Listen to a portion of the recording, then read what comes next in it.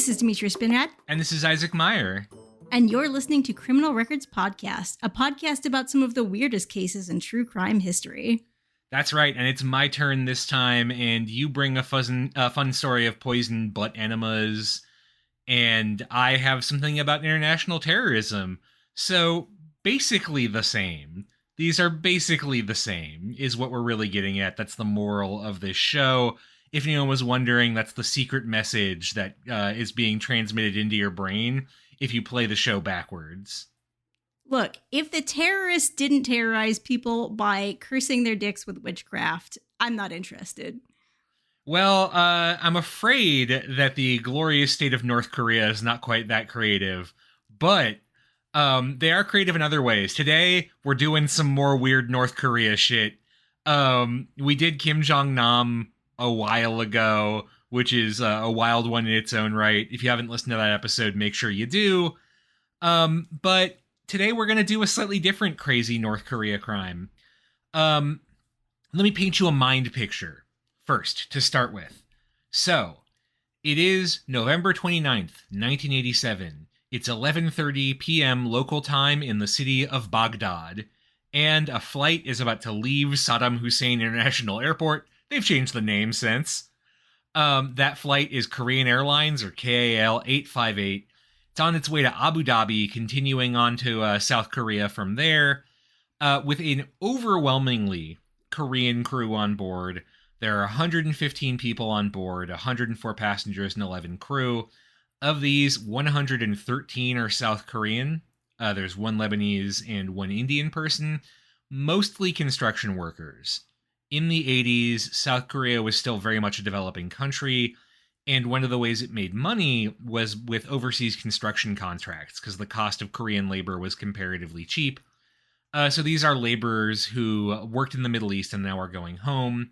There's also the Korean consul general in Iraq, Kang Suk-se, and his wife, who are on board. They're heading home to have some diplomatic meetings. Okay, I was going to ask, it seemed like a plane full of construction workers was not the most politically significant target. Yeah, not particularly. Though, as we'll see, the fact that the consul general's on board's actually a bit of a red herring, it'll turn out. Oh, okay. So that was just kind of a lucky guess on the part of the folks who are going to, I presume, do something terrible to this plane? It turned out, to be a completely lucky guess, because as you might guess, the fate of KAL 858 is not great. It leaves, again, Baghdad at 11:30 p.m. local time. At 8:05 a.m. the next day, Baghdad time, it's 2:05 p.m. in Korea, Flight 858 vanishes. It's just off the coast of Thailand at this point. It's actually about to land in Bangkok to refuel for the final leg of the trip. And about 18 miles off the coast, just disappears. And there'd been no suspicion of foul play up until this point. The pilots had actually radioed in to start the landing process in Bangkok just 30 minutes before contact was lost. But given some past circumstances with KAL specifically, there's almost immediate suspicion of foul play. I don't know if you've heard of the Korean Airlines flight that was shot down over the Soviet Union. I actually have been afraid of plane crashes for a very long time, so I specifically do not seek out that kind of information. Well, this one was pretty much an oopsie. A Korean Airlines flight just flew over a Soviet military base on Sakhalin Island, and they thought it was an American spy plane. So that doesn't really happen anymore. So, it's fine. Hey, look, man. We're shooting down all kinds of things, all kinds of strange, mysterious balloons. I mean... God, I forgot about the fucking balloon. What was even going on with the balloon thing? I don't even remember. The news is so insane now. The decade is young. There's time for lots of weird shit that various countries can shoot down over their own airspace. Well, probably or not. Or somebody else's airspace. I mean, unless things go real fucking wild, the Soviet Union's not going to shoot anything down anymore. Anyway... So, given that history, where Korean flights had been targeted before, there was suspicion of foul play. And so, almost immediately, the South Korean government dispatches some investigators. A good chunk of KAL's flight staff is also ex-military. Because of the draft in Korea, pretty much all men are ex-military. And so they are very kind of on the ball of like, oh, we have to investigate this immediately.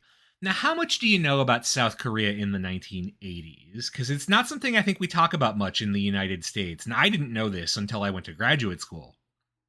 So we actually established while watching a Korean historical drama based on a real event that I know fuck all about South Korean history. Yeah, I don't think most Americans do, because I don't think people are proud to admit these days how openly we were allied with a pretty hateful dictatorship in South Korea. So if you don't know, our story begins at the end of World War II when supposedly nobody had any idea what the hell to do with Korea. The anecdotal story, I don't know if this is true, but it is often repeated, is that the U.S. Secretary of State, Edward Stettinius Jr., could not even find Korea on a map and had to have someone point it out to him during the post-war peace negotiations. That's great. That's great. I'm really glad that this is the country that got to draw everybody's boundaries. And so that, we, in the time honored tradition of powerful white people everywhere, they just went with fuck it, we'll put a line in the middle and call it good. So when has putting a line in the middle of a map ever caused any problems for anybody? I guess in a certain sense, that's caused pretty much every problem at a certain point. Yeah, that's how where North and South Korea comes from, or officially the Republic of Korea and the Democratic People's Republic of Korea. We all know, of course, that North Korea, or the DPRK, is dominated by the Korean Work Party or Workers' Party and Kim Il Sung and his successors, and is just a very weird Stalinist, but also weirdly Neo-Confucian monarchy. It's just an interesting place. What fewer people, I think, know is that while the Republic of Korea, or South Korea, was founded as a democracy by the United States, we effectively set it up as a single-party dictatorship. America handpicked a guy named Syngman Rhee, or Lee Sung-man in Korean, and put him in charge of the ROK, and Rhee puts into place a bunch of security laws, particularly during the Korean War, that basically criminalize all forms of dissent. He is overthrown in 1960 by students and during a democratic uprising, but then there's a military coup the next year, which accuses the students of all being secret communists, and they're all dragged off to cellars and never heard from again. And then a military dictatorship basically runs South Korea until the late 80s. Fun fact, America's pretty complicit in this. We helped train the KCIA, the Korean Central Intelligence Agency, which is very famous for just grabbing dissenters in the middle of the night and beating the ever-loving shit out of them. In 1980, when there's an anti-government uprising in the southern city of Gwangju, the head of the government at that point, Chun Doo-hwan, ends up ordering the military to go in, and the U.S. gives him permission to do this. He pulls units off of the DMZ, the border with North Korea, and to go shoot protesters. And the U.S. military forces in Korea are like, cool. Look, we as Americans have to support freedom around the world. Freedom from communism. If that means allying with some of the most brutal dictatorships on the planet, that is the cost of freedom. Apparently, that is the cost of freedom. Doesn't matter if everyone else in the world is not free, so long as America is free from communism. So I do also want to point out, in the ironic tradition of single-party states everywhere, that the single party that rules South Korea is variously called the Democratic Republican Party, or my favorite, the Democratic Justice Party.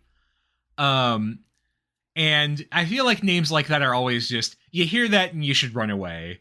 Like, if something's calling itself the Justice Party, that's not a good sign. Nothing good will come from the Justice Party. I don't want to party with justice. Anyway, so in the 80s, things are taking a particularly bad turn for the dictatorship in Korea, though. The economy is starting to grow. This is the beginning of the South Korean boom that has made South Korea into a major power today, or a major economic power, I should say. And at the same time, people are demanding more rights, right? They're becoming wealthier, their standards of living are increasing, and they have more energy to invest in the fight for political rights. At the time, Chun Doo-hwan is the president of South Korea. He's taken over after overthrowing a previous government, which had then replaced the guy who did a coup against the previous military leader when he was assassinated by his head of security slash Hapkido instructor. So it's a real messy time in South Korea, is what I'm getting at. Chun sets himself up with legally a 7-year term that's supposed to expire at the end of 1987. And initially, he just says, I'm not going to hold presidential elections when this ends. Instead, I'm just going to hand power over to my favorite guy, a successor named Roh Tae-woo. What could support the cause of democratic justice more than undemocratically handing power around without any elections whatsoever? Yeah, I mean, that's basically what he says when opposition underground parties in 86 and 87 start saying, yo, bro, can we have like an election now, please? He argues that basically the opposition is too fragmented to negotiate with, and also that this kind of negotiation and open elections are just a venue for North Korean influence, and they're going to take over the country with their communist wiles. I'm really glad that America supported this fine democratic tradition. Fortunately, and I do, we joke a lot, but the brave people of South Korea took to the fucking streets and just caused a gigantic mess that shut the country down throughout the entirety, essentially, of June 1987. And that forces Chun Doo-hwan to agree to an election in December of 87 to basically end a general strike. And good for fucking them. Right on. So the timing here is a little suspicious, right? Elections in December 1987. This plane blows up at the end of November. Remember that. Okay, because it will matter. Okay, so this is going to probably be an issue on the campaign trail. One imagines, right? And it doesn't take too long for things to fall on North Korea. I do want to note that initially suspicion for the bombing fell on the Japanese extreme left. The Japanese police say they think that the Japanese Red Army, previous subject on the podcast, was behind the whole bombing because apparently they'd caught a member of the group a week before the crash and he had a ticket to Korea in his pocket. So there's a suspicion that they're trying to disrupt either the presidential election or the Seoul Olympics, which are scheduled for the summer of the next year. Seoul is going to host the Summer Olympics. How do they even know it was a bombing? Do they find enough wreckage to be able to piece that together?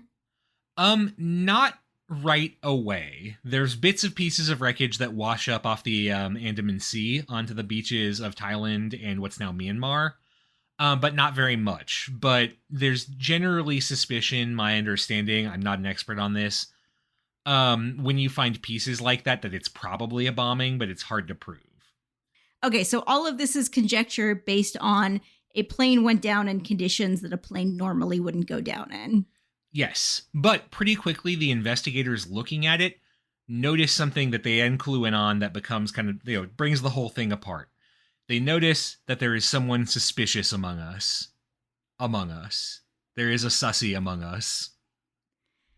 Wow, did you learn that hot slang of 2020 from your students? Awesome. I did. I spent a lot of time playing Among Us with my students in advisory because there was not much else we could do to bond, and I got my ass thoroughly kicked by a bunch of teenagers. All right, so tell me, who is the imposter among the, I presume, passengers or possibly crew? Passengers, and there's two of them, actually. Hachiya Shinichi and Hachiya Mayumi.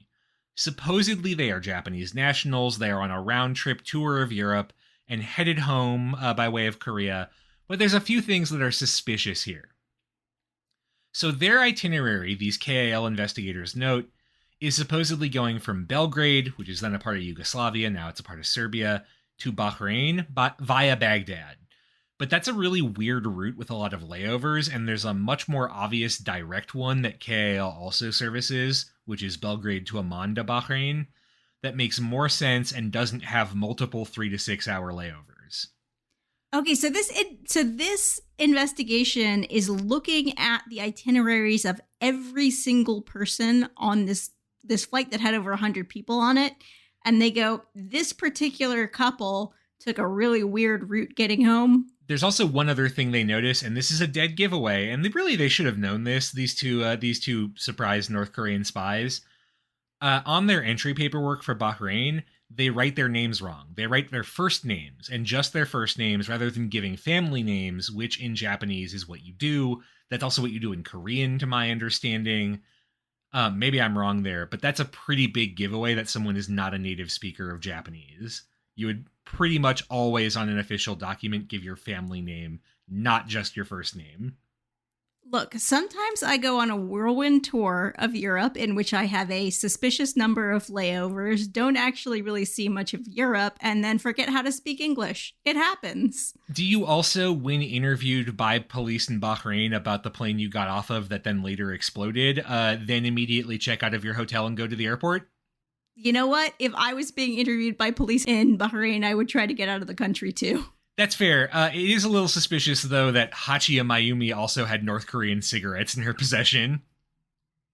Look, sometimes you also, on your whirlwind tour of Europe, happen to possess items that would probably be, oh my god, extremely sanctioned contraband from a country that you should never have been to in the first place. That's also on the other side of the planet from the place you're supposedly touring. Look, wild things happen on Euro trips. I mean, I guess so. I've never been on a Euro trip, so I suppose I wouldn't know if you routinely acquire North Korean cigarettes during one. Listeners, if you can weigh in on this, whether you have ever found North Korean cigarettes lying around in Europe, I would love to know. It's not like there aren't cigarettes available to smoke in Europe. Yeah. Why did she have to bring them from North Korea? That's a pretty big fuck up, honestly. I don't know how that happened. I'm really not sure. I guess, you make little mistakes sometimes. But the Korean investigation team is obviously pretty alarmed by all of this. They run the passports by the Japanese government of these two people. Turns out, astonishingly, they're fake. Hachiya Shinichi and Hachiya Mayumi are real people. They live in Tokyo, and Hachiya Shinichi had applied for a Japanese passport a few years ago with the help of a friend of his who was an ethnic Korean and who held a copy of his passport for several days as a result. And that's probably how the forgery was made. Here's a fun fact people may not know. Japan has a huge, or not huge anymore, but still an extant population of resident North Korean nationals who live full-time in Japan. That's because after World War II, there were a bunch of Koreans living in Japan who didn't have the money to go home. They were denied Japanese citizenship for very racist reasons. So they had to pick up Korean citizenship and could choose South or North Korea. And a bunch of them did choose North Korea. There are fewer of them now. Many of them have defected to South Korea, astonishingly. But they're still there. And so there are a lot of... there's an assumption that this population is used to infiltrate North Korean spies into Japan, which is probably true. So all of this makes it pretty obvious. Hachiya Shinichi, Hachiya Mayumi, they're behind the whole thing. In the interim, they have been able to leave. They get on a flight from Bahrain to Rome, which is their planned escape route. But when they get to Rome, the Italian police figure out they've got false passports and they arrest them. All right. Wow. An unexpected save from the Italian police. Not always known for doing the most thorough checking of documents, but in this case, they got it covered. Yeah, got them in one. At this point, the two of them break open a pair of cigarettes that have cyanide capsules inside.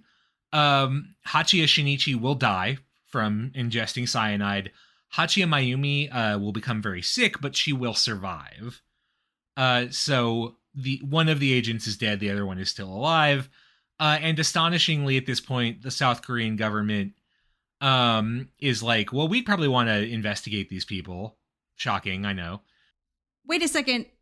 They went through all the trouble of carrying those cigarettes around the world because they were actually their secret cyanide pill cigarettes, but they did not go through the trouble of just buying a Japanese brand of cigarette instead of a North Korean brand. To be clear, I don't know if the cyanide cigarettes and the ones that Hachiya Mayumi had on her were the same ones, or if she had two different packets of cigarettes, one of which was poison. I would assume the latter, because you could make a really bad mistake otherwise. This is a lot more cigarette-related intrigue than I was expecting in this episode. I mean, I had, There has to be a better system for your agents committing honorable suicide to avoid capture. I'm just saying, like, there's got to be a better way to manage that. Anyway, Hachiya Mayumi, she's extradited the very next, within a couple of weeks when she's stable. She is extradited from Italy back to Seoul, and she gets there on December 15th, 1987. Now, pop quiz. You're a captured North Korean spy who's been pretending to be a Japanese national. You probably blew up a plane. What do you do in this situation? Do you confess to everything, keep up the disguise, or make up a wild new story that makes no sense? I know that this is a weird true crime podcast, so I'm assuming we're about to hear a very fanciful tale. Well, now Hachiya Mayumi starts claiming that she's actually Chinese. Now that her passport has been exposed as a forgery, she's like, no, I'm Chinese now, and refuses to answer questions in Korean or in Japanese, and starts randomly composing poetry in Chinese in her cell. I don't know why that's the play. The old, I don't speak that language, therefore I can't be prosecuted defense. Yeah, it doesn't really work. She is interrogated regardless by the KCIA. It's unclear to me, and I want to be clear, the KCIA has a reputation for torturing the shit out of people. I don't know if they did that to her. It's not mentioned in any interrogation records, and certainly she's injured, like she's recovering from cyanide poisoning. You don't want to accidentally kill her. She doesn't describe that happening in her later writing about her interrogation, but that might, she's got kind of an angle of her own writing in the future. But the way she describes it, the Korean interrogators are just kind of working over her inconsistencies in her testimony rather than trying to like beat the shit out of her. But regardless, that doesn't matter. We know what gets her to break. Would you like to guess what would get a dedicated, battle-hardened North Korean operative and terrorist to crack and confess to everything? Well, if there's anything 80s movies have taught me, it would be showing them the glories of capitalism. You're absolutely right. What worked that was a stupid joke. No, it actually is how things went. What worked was a TV and a walking tour of Seoul with some guards. Oh my god, wait. They actually got her to crack with the old grocery store trick? Pretty much. So here's the thing. If you've ever been to North Korea, and if you have, how are you listening to this podcast? Also, what are you doing with your life? You know that North Korean propaganda portrays the country as the most advanced state in the world rather than a failed one. One of the more common propaganda slogans is, "We have nothing to envy in the world." South Korea is portrayed as an impoverished American puppet state. It's proof of the superior way of North Korea. Obviously, in the 80s, it's a little bit easier to maintain that lie. These days, with cell phones, with the sharing of movies smuggled into the country on USB sticks, a little bit more challenging. That's why there is so much effort put in by North Korea to crack down on Western media, because like a South Korean drama that just shows what an apartment in Seoul looks like makes it pretty clear it's nicer than Pyongyang. But this is what works on Hachiya Mayumi. And within about a week, she's realized essentially she's been lied to her entire life by the North Korean government, or this is what she says at least. And by 5 p.m. on December 23rd, she cracks. Supposedly, she throws herself into the arms of a South Korean interrogator, a woman who's in the room, starts crying, freaking out, and crying out, "Forgive me, I'm sorry, I'll tell you everything." And then she confesses. Wow, okay. So this woman is either a very good actor, albeit one who maybe doesn't do some of the background research, or someone who has just watched everything she understands about the world crumble in front of her. And what does she confess? So, Hachiya Mayumi is actually Kim Hyun-hwae, born January 27th, 1962. So she's 24 years old when all this is going down. Or excuse me, 25. I can do math. She's 25 years old when all of this is going down. And born in Kaesong in North Korea. She's from an elite North Korean family. Her father's a diplomat. She's lived abroad in Cuba. She's considered trustworthy. There's a very intense kind of political caste system in North Korea. And if you're part of the kind of families that are in the elite that have government jobs, then you're considered more appropriate for sensitive jobs, so to speak. Initially, because she is both very charismatic and also good looking, she is tagged by the regime as an actress and kind of a face. She acts as a child actor in the film industry, and actually, during face to face talks with South Korean diplomats in 1972, she's one of the North Korean kids sent to go give them flowers for a photo op. This kind of like peace and love photo op. Then she is sent to the Pyongyang University of Foreign Studies, supposedly to probably prepare for a role in that kind of diplomacy. But then she is pulled out by the North Korean intelligence division. So this is a part of the party. It's not part of the military or anything like that. But they recruit her as a potential agent in 1980. When she is recruited, she starts training specifically in Japanese. She's supposedly pretty good with languages. She also learns Cantonese. If you know your Japanese politics, you may have heard the name Taguchi Yaeko, who is one of several Japanese nationals who were kidnapped by the North Koreans to teach North Korean spies how to speak Japanese in kind of a modern way. Kim Hyun-hwae will claim that Taguchi Yaeko was her instructor. We don't actually know what happened to her. The North Korean government claims Taguchi Yaeko died in 1986. The Japanese government believes she was still alive as of 2009. We don't know where she is or what happened to her.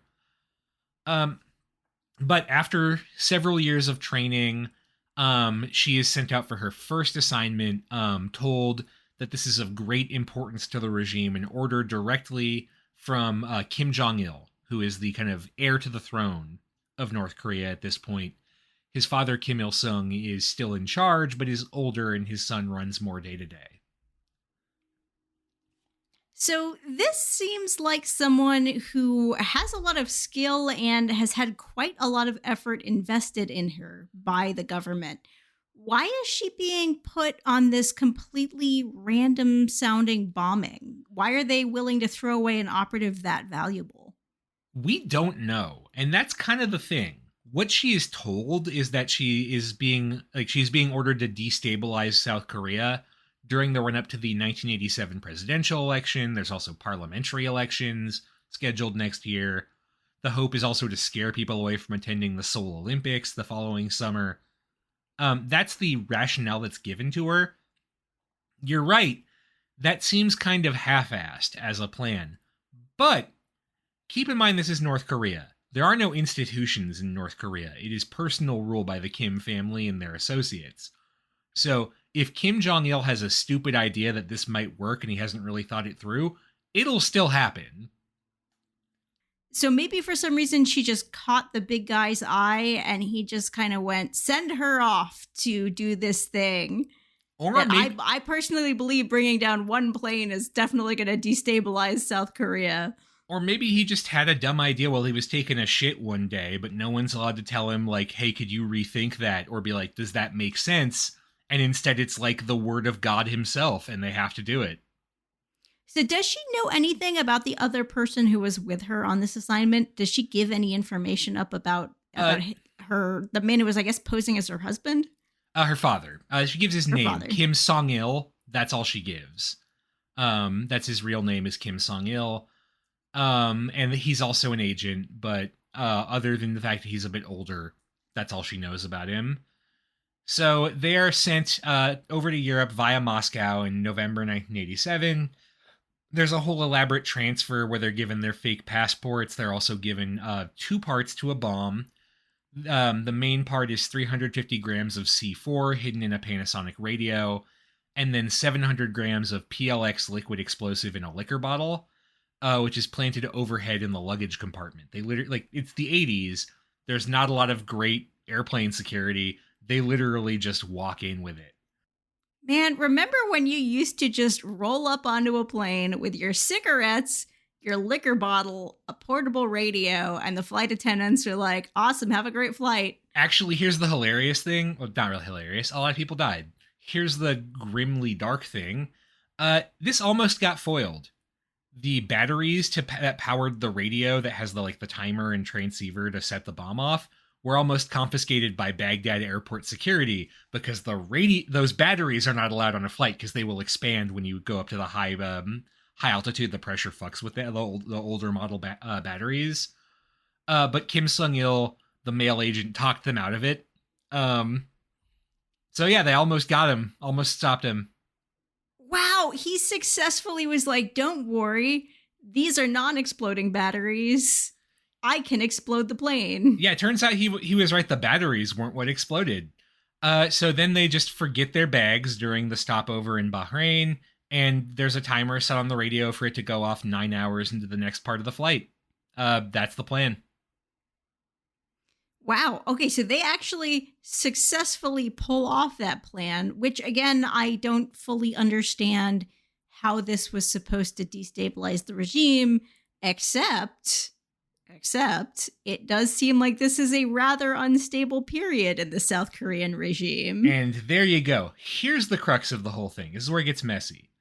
So, Kim Hyun-hwa is given a few weeks to get herself together and then publicly confesses during a press conference on January 15th, 1988 to the whole kit and caboodle. And there's two questions immediately about her confession. First, was she coerced? Was she tortured? This is particularly something the U.S. government is worried about, whether or not there's any proof that she was not tortured or concerned that she was tortured. That could cast some aspersions on her testimony. As far as we can tell, again, no evidence of that. And the other thing people are worried about, though, there's one other interpretation for all of this, and that's that this is a false flag. That Kim Hyun-hwa is not a North Korean agent. She's a plant by the South Korean government, which again is run as a dictatorship that is facing elections they're probably not going to do great in, right? And that is trying to essentially set this bomb off as a way to kind of prove, hey, you still need this dictatorship to defend against the threat of North Korea, or to just kind of destabilize the whole election process. This is a theory that does get elevated when this happens. It's what North Korea claims is happening. They deny all responsibility for this down to today. Yeah, that's the other interpretation. So let me follow the logic of that. So the South Korean dictatorship says, all right, we are going to have these two agents plant a bomb on a flight that kills one of our diplomats, and then we're going to give them some North Korean cigarettes and have them deliberately write their names wrong on some paperwork to see if they get caught. And then when they do for real get caught, we also do want them to commit suicide, but we want to make sure that one of them fails at committing suicide but is noticeably sickened, just so she can hold out for a few weeks and then tell this story. Yeah. And when you put it like that, it sounds kind of nuts. And to be frank, I don't give any credence to this story. I mean, it's certainly true that the government of Chun Doo-hwan was not above killing civilians. They killed a lot of civilians, but they're usually much more direct about it. They didn't go for the whole false flag thing.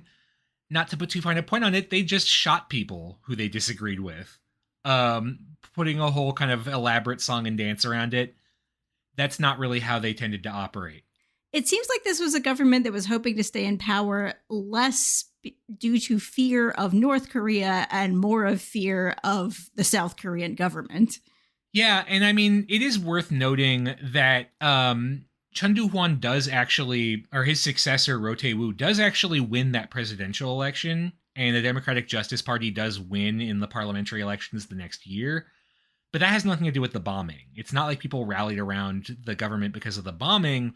It's because the Democratic opposition was divided into two opposing factions that couldn't agree to work together. They were not able to form a coalition in the time-honored tradition of leftist politics and split the vote amongst themselves, and so lost to a plurality.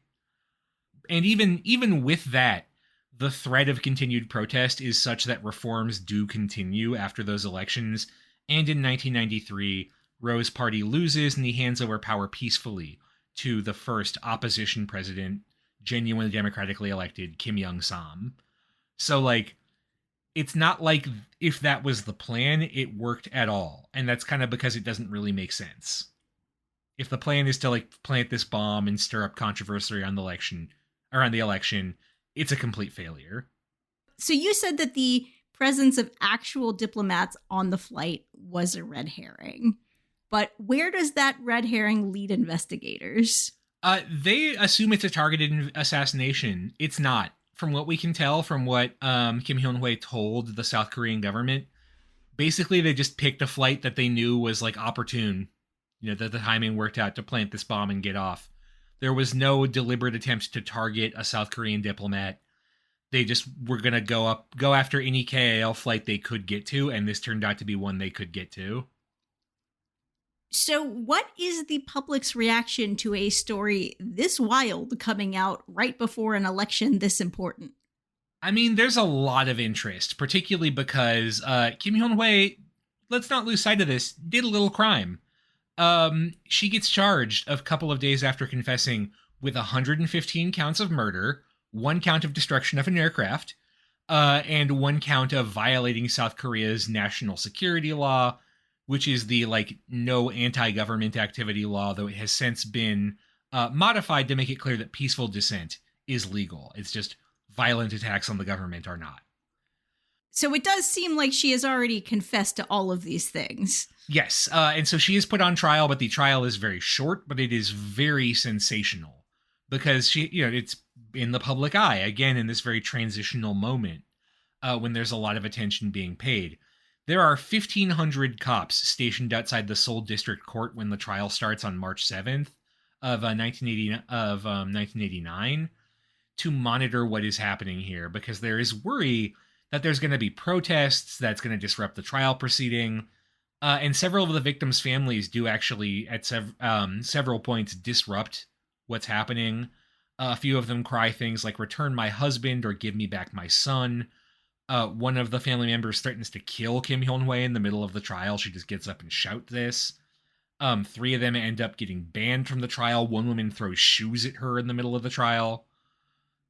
It's intense. And the family members in particular become one of the major focal points of the, this is an elaborate CIA false flag conspiracy theory. Basically, not all of the family members, but a few of them are very kind of invested, I suppose, in the idea that, this couldn't just be a random accident or, a stupid plan that some North Korean idiot came up with. There has to be a greater reason why my relative is dead, which is sad, but, I mean, you can see how that might happen. And this is a pretty quick trial process, right? So this is, pretty immediately you lose a very close member of your family, and then you are thrust into the international spotlight, and then the trial is happening, and you are at a courtroom, at least observer, if not participant. It's about a little over a year later, but by the standards of the US, that's pretty close. And it is also a fairly short trial again. South Korea at this point has a inquisitorial system based on the system of Japan. So the judges, there's 3 of them, a panel, are asking questions, interrogating witnesses. They're not just arbitrating between defense and prosecution. They're actively involved. That's also why trials take a while, because there's a lot of pre-trial hearings so that judges can really familiarize themselves with the evidence. And they're also not continuous. So there's a hearing and then more research days and then another hearing day. South Korea has since changed the system, but this is how it worked in the 80s. There's only 2 sessions for this whole trial. One on March 7th, another on April 25th. It's pretty fast. There's a lot of documents to go through in the investigation of the plane crash. There's not a lot of doubt about what happened. I mean, she confessed. Yeah. And the other thing I want to note is that Kim Hyun-hwa expresses real remorse about this. One of the things she would later say was, "After hearing the grievous cries of the bereaved family members at the last court session, I felt I deserved death without hearings. I carried out the bombing, convinced this was one way of helping a revolution in South Korea and the reunification of the fatherland. Now I endlessly curse the Kims for ordering the attack."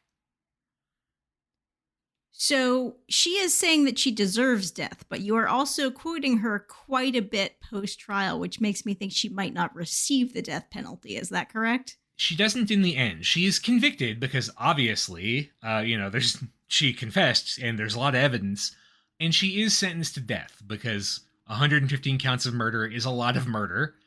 But she doesn't appeal. She actually doesn't want to. Her lawyers try to convince her to, but then she's pardoned by the new president, Roh Tae-woo, 16 days after her sentencing. He wants her alive as basically a living monument to, like, holy shit, this is what North Korea is. And also, it's arguably pretty politically smart to do this. If she's pardoned, there will be no appeals trial no matter what, which means no more repeats of the crying victims, the big protests, the shoe throwing, any of it. It's just done. Which is probably, again, smart. So after she is pardoned, Kim Hyun-hwa is reintegrated into South Korean society. She is still living in South Korea today. She does actually convert to Christianity. Supposedly, she had a conversion experience in her prison cell in Seoul when she was being interrogated. I don't know how true that is. I kind of suspect maybe it's like an artifact of her later kind of finding a community in Korean Christianity and then sort of writing this back into her story. It is also worth noting South Korea is the second most heavily Christian country in Asia after the Philippines. There's a big Christian community there. So it might just be kind of cultural pressure. But yeah, she still lives in South Korea. Her home is secret. Their address is secret, so she can't be attacked by North Korean agents, though they still do not admit that they are behind this. And to prevent reprisals by family members of the victims. She did write a book. It is called The Tears of My Soul. It is available in English if you'd like to read it. And she does donate the proceeds to the families of the victims to, I suppose, try and make amends. The other weird thing I want to note about her story, her life is also made into a movie. Actually, it is called Mayumi the Virgin Terrorist, which is quite a name. And it's also directed by Shin Sang-ok. If you've heard that name, it's because he was actually kidnapped by North Korea. He was a director who, alongside his wife, Choi Yoon-hee, was kidnapped at the order of Kim Jong-il so they could make movies in North Korea for his growing desired North Korean film industry until they escaped in 1986. So that's, I guess, he knew the subject matter. Also, fun fact, Mayumi the Virgin Terrorist was submitted to the Academy Awards by South Korea for Best Foreign Film. It was not accepted as a nominee. I haven't seen it. The name makes me not want to see it. That's weird. So I'm actually really curious about how sentiment kind of shakes out in the end, because on one hand, she committed a pretty serious act of terrorism. On the other hand, this is a pretty incredible act of forgiveness on the part of a justice system that seems like it had not forgiven a lot of people who had done far less heinous crimes. And from the fact that people are making movies about her and publishing books about her and letting her tell her story in her own words, it sounds like at least some of the Korean populace is at least somewhat sympathetic to her. Is that right? I mean, that's my read on it. I couldn't find like a poll about her popularity, but she's still like, she does press appearances. So where does that sympathy come from? Like what sort of is driving that? Because that's, I mean, just thinking about the way that Americans react to even American citizens who get radicalized, we react very differently to that kind of story. There's one thing you have to keep in mind here. All right. And let's get nerdy with this. So if you've been on a computer at all lately, you've probably heard of Baldur's Gate 3. And all of its mini companions, this is a video game with lots of companions you can hang out with. And they're all variously tortured in different ways. They have sad backstories. And they're all designed to provoke the reaction, I can fix them. As their friend, I will fix them. I'm desperate to know where you're going with this one. She's 25. She's hot. She was picked by the North Korean government to be an actress, and now her whole story is I was abused and tricked into being an agent of an evil dictatorship. I'm so sorry. I repent. Like, I throw myself on the mercy of the people. We can fix her. So, okay, so her sort of redemption arc in the public's eye is a very triumphant, I would say, South Korean story of we can fix her. That's my read of it, to be clear. And is there sort of an underlying sentiment of, because I mean, there are still a lot of people whose families were split up, and who did have relatives that they were suddenly unable to contact in North Korea. Was there sort of a sense of maybe someday we will get them back too, in the way that we've got this young woman back? That I don't know, but I mean, she's also living proof of the evils of the regime. Like, that's her whole thing. In 2018, when North Korea was in the Winter Olympics with South Korea, they did a unified team. Fun fact, they had a hockey team. They lost all 3 games versus Japan, Sweden, and Switzerland with a combined 1 goal, giving up 20. So not great. But she was there giving interviews being like, this is what North Korea did to me. This is what North Korea is. Like, she's, if you have any kind of ill feeling towards North Korea, there's all the confirmation you need, right, of what that regime is. And to be clear, I don't think anything she's saying about North Korea isn't true. She's living proof of the evil of the regime. And, I mean, that's kind of like she's positioned herself as a victim of that regime, too, in a different way, right? Like, she's an innocent young woman, or not so young anymore, but she was an innocent young woman who was manipulated, right, into doing something unconscionable, right? That's her kind of perspective. That's her play for sympathy, and it works. And I mean, just look at the name of the movie. Like, there's an angle implied by a movie called Mayumi the Virgin Terrorist, right? And from what I've heard of the movie, again, I haven't watched it, it's pretty much exactly what you'd think based on the title. Wow. Okay. This is fascinating. This is really a completely different reaction than I was expecting. And not everyone loves her, to be clear. This crime, yeah. Like, as far as I know, the victims' families have not publicly forgiven her, certainly. But there's generally a willingness to believe the worst of North Korea, which is unsurprising, I would say. And I mean, it doesn't seem impossible, right? Like, that she was manipulated in this way. It even seems likely. I mean, it makes more sense than this whole elaborate false flag allegation. So in that sense, it's not, there's reason to believe her when she says she was victimized too. Fascinating. Yeah, I mean, it's an interesting moment in history. There's also one fun little legal coda to this that I would be remiss not to mention. In 2001, Kim Jong-il actually came to South Korea for a peace conference, or he was slated to, I should say, with the left-wing politician Kim Dae-jung, another one of those opposition leaders who wouldn't agree to a coalition. He does finally get elected on part of his Sunshine platform, where he's going to have warmer relations with North Korea.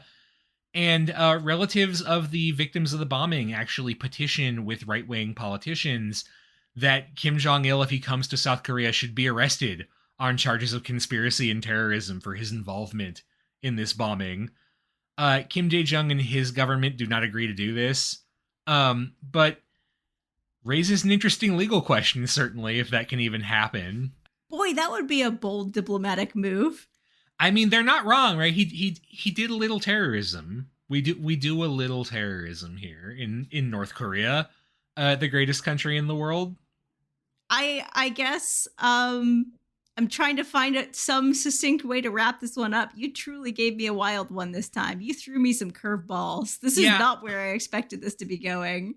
I mean, it is interesting, I think, just to kind of think about the psychology of all of this. Like, I, for this, read a lot of descriptions of the trial. I read parts of Kim Hyun-hoe's book. And, like, obviously, I mean, what happened to the families of the bombings were terrible. I mean, that's horrific to have that happen. And I felt, when I was reading, I felt bad for her. I can sympathize with someone who gets played, who believes very strongly in this cause, and then who discovers that all of it is a lie. I can see how, someone could be convinced to kill in the name of that and then collapse completely when they are revealed, when they are confronted with the truth of what they actually did. Um, and I don't know. I don't know what, I'd like to think of that that's a good thing, that I'm capable of being forgiving. But maybe it means I'm a sucker. And, this woman just discovered a very interesting angle to protect herself from accountability for the things she did. By just blaming, claiming essentially that she was brainwashed and had no agency over what she did. Does someone in that position have agency if all they get their whole life is propaganda? That means they don't really have a handle on like the conflict they're even fighting or the government they're supporting. Are they responsible for what they then do? I don't know.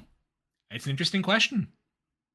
That's a very interesting question. I am actually really curious. This made me realize I'm so used to living in a country that has been very harsh on refugees recently, and has been harsh even on not allowing people whose lives are in danger specifically because they had at some point assisted the United States to emigrate to the United States in times of great distress.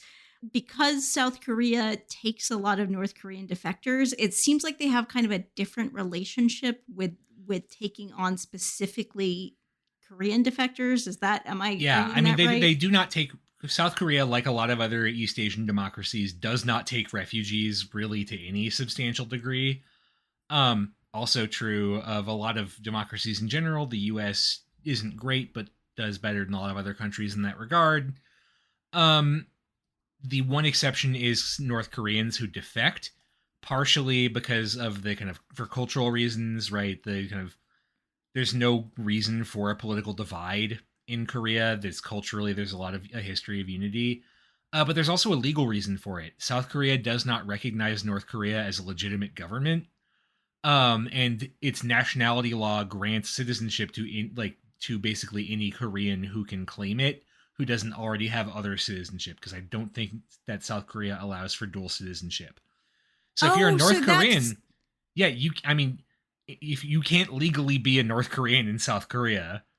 so that's why she gets tried under that weird law, almost like what she did was treason and not an act by a foreign country, Yeah, in because the in legally she is a South Korean by South Korea's own standards. legally there's no such thing as a North Korean by South Korean standards. So she didn't commit an act of war. She actually committed an act of domestic terrorism in the legal eyes of South Korea. In a certain sense. And it's not like the court system doesn't acknowledge the existence of North Korea, right? That the border's not that far from Seoul. You can't really do that. But, legally speaking, North Korea is not recognized, certainly in the 80s, as like a legitimate belligerent state that South Korea has a beef with. It's considered to be an illegitimate government, right? And each of the Koreas claims to be the only legitimate government of the Korean peninsula. So in that sense, yeah. Okay, that's wild. That is a wild legal situation. A wild situation just from a psychological perspective, philosophical perspective. Everything about this fucking wild as hell. The Korean conflict in general is buck wild. Like, it's nuts to think that North Korea is by car, what, like half an hour from one of the most densely populated parts of the world if it wasn't for all the landmines. And even that, like, fun factoid you always have to mention when you talk about the Korean War, it's technically not over. There was an armistice, but there was never a peace deal. So technically it's still happening. I actually didn't mention this in my lead up, but here's a fun fact. The Wikipedia article on list of border incidents involving North and South Korea from the end of the Korean War to the time of the bombing has 39 incidents, one of which is a literal gunfight that breaks out when an American tries to prune a tree in the shared border area. Wow. Okay. The North Korean government also tried to assassinate the president of South Korea and vice versa several times. many, many times. North Korea tried to blow up Chun Doo-hwan when he was in Rangoon in Myanmar in 1983. They killed 21 other people in his cabinet instead. Um, it's I mean, it's not as tense now as it used to be, mostly because it's pretty clear which one is the best Korea these days in terms of firepower. But even so, like, do you remember about 13 years ago, North Korea shelled a random part of South Korea? They sank a South Korean freighter. Or, no, it wasn't a freighter, it was a military cruise ship. Yeah, I dimly remember that. Yeah, that almost kicked off into Korean War 2.0 until the South Korean government was like, maybe we won't launch a retaliatory strike. Wow, okay. I did not realize that history almost went down a completely different path right there. Yeah, so I mean, there's a lot of tension in. I mean, that sounds like even downplaying it, which maybe explains why you get this weird idea of just we in North Korea, I Kim Jong Il want to hurt South Korea with this stupid plan that doesn't really have any I don't, it doesn't make sense that it would actually destabilize South Korea in some way, but maybe that's not the point, or maybe Kim Jong Il's just a Looney Tune. We don't really know. Wow. Okay. Any last thoughts before you wrap this one up? I don't really know how to put a neat little summary on this one. This is going to be a fun one to summarize in 2 sentences. Yeah, I guess I would say that, I mean, for me, the interesting thing is that question around moral culpability, I guess. I mean, assuming you believe Kim Hyun Hwee, how responsible is she for her actions? How do you punish someone like that? Maybe it's by making them try to make up for what they've done, in which case I guess she's done that, right? Because she's a vocal critic of the regime and has really tried to cast a light on what it does. Or is it something else? I don't know. I mean, I guess that's a question we have to ask ourselves living in a democratic society.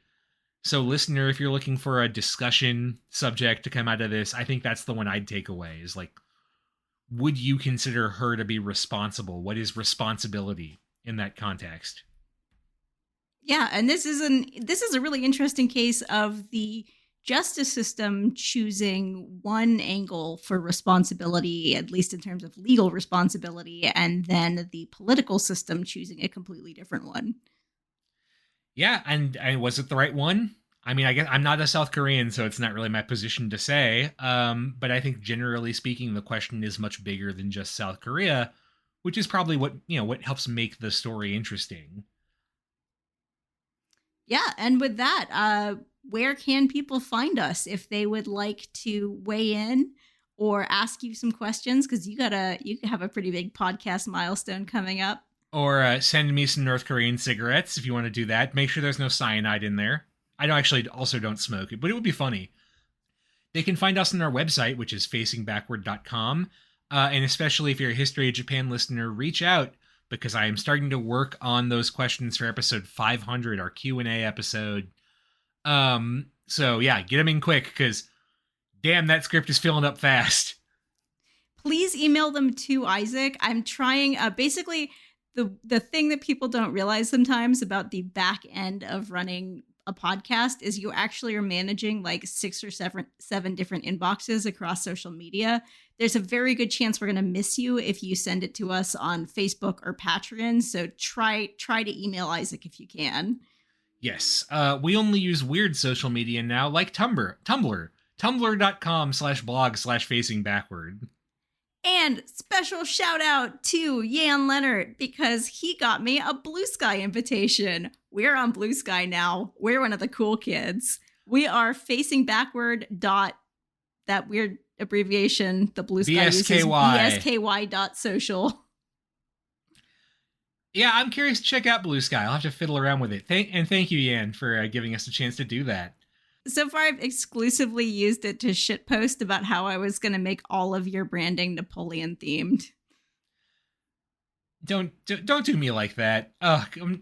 No, don't do me like this. It took Isaac several years to realize that our official brand color was actually, I had just Googled the hex code for Napoleonic blue and used that. Oh my god. All right, if you also want to send us invites to more obscure social media, you can join us on Patreon at patreon.com/facingbackward. And extra special shout out to our patrons who pledged at the shout out tier. They are Jan Leonard, Stephen Elkins, Martin Oliveira, Clark Canning, Ian Kellett, Matt Haynes, Jackie Frostocker, Monkey Sack, Alayla McCullough, Karen Murphy, Peter Wales, Robert Prine, William, Arno, Jonas Brandis, Nicholas Kroll, Jerry Spinrad, Jared Stevens, Jeffrey Dwork, Stefan Frushka, Joshua Kane, Robbie and Kat, Jacob Key, Aaron Finkbeiner, an anonymous Anna's Hummingbird, Mark Sai, Gil, Leslie Ikuda, Shumao Toshio's History of Japanesia podcast, A House is a Perfectly Cromulent Mascot, The Fish I Catch Are Rhodes Scholars Compared to Samuel Alito, Schmuck, and Everything Changed When the Fire Nation Attacked. Ooh, that's kind of an ominous one to end on this particular episode. I mean, I always read the Fire Nation as more of like an Imperial China or Imperial Japan metaphor. But I guess the whole like weird cult of personality around the Fire Lord is pretty North Korea-ish. Do you think we could argue that Avatar: The Last Airbender counts as historical fiction that we can discuss on our Patreon podcast? Demetria, we're liberal arts majors. We can argue anything if we put our minds to it.